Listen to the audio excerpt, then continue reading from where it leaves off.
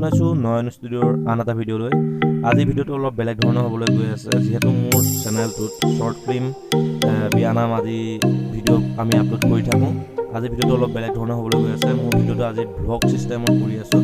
আজি আমি ওলাই গৈ আছোঁ বৰ্তমান টিলিঙা মন্দিৰ চাবলৈ। টিলিঙা মন্দিৰ আগতে গৈছোঁ, আজিও আকৌ যাবলৈ ওলাইছোঁ। আপোনালোকক তাকে দেখাম আমি কি হয়, ৰাস্তাত কি হয় সকলোখিনি আপোনালোকক দেখাই যাম। আপোনালোকে ভিডিঅ'টো শেষলৈকে চাবলৈ নাপাহৰিব। আৰু কি কি ঘটনা আমাৰ লগত ঘটি গ'ল মানে আপোনালোকে দেখিবলৈ পাবই, লাষ্টলৈকে চাই যাওক। আৰু যদি ভিডিঅ'টো ভাল লাগে লাইক কৰিব, কমেণ্ট কৰিব, শ্বেয়াৰ কৰিব, আৰু নতুনকৈ কোনোবা যদি আহিছে মোৰ চেনেলটো ছাবস্ক্ৰাইব কৰিব নাপাহৰিব।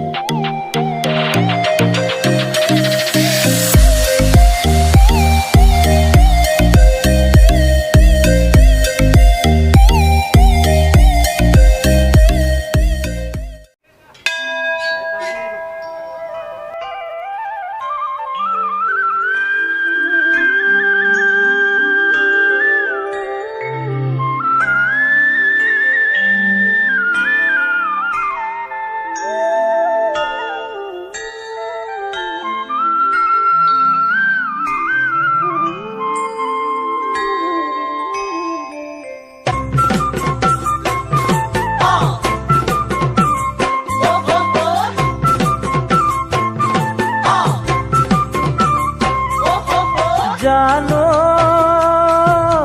তিনিচুকীয়াৰ টিলিঙা মন্দিৰ ঠাইৰ নাম হ'ল বৰদুবি। বিচাৰি পাবা মনৰ মানুহ জ্বলালে চাকি ৰচি। তিনিচুকীয়াৰ টিলিঙা মন্দিৰ ঠাইৰ নাম হ'ল বৰদুবি। বিচাৰি পাবা মনৰ মানুহ জ্বলালে চাকি ৰচি। জানো দূৰ দূৰণিৰ ডেকা জীয়ৰী হেনো যোৰা পাতি, পুৱা গধূলি টিলিঙা বান্ধে হ'বলে বিয়াখনি।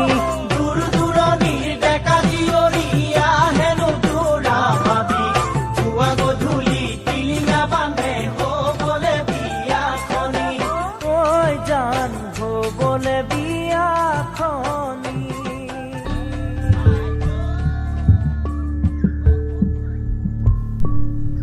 টিলিঙা মন্দিৰ তিনিচুকীয়া জিলাৰ বৰদুবি নামৰ ঠাইত অৱস্থিত।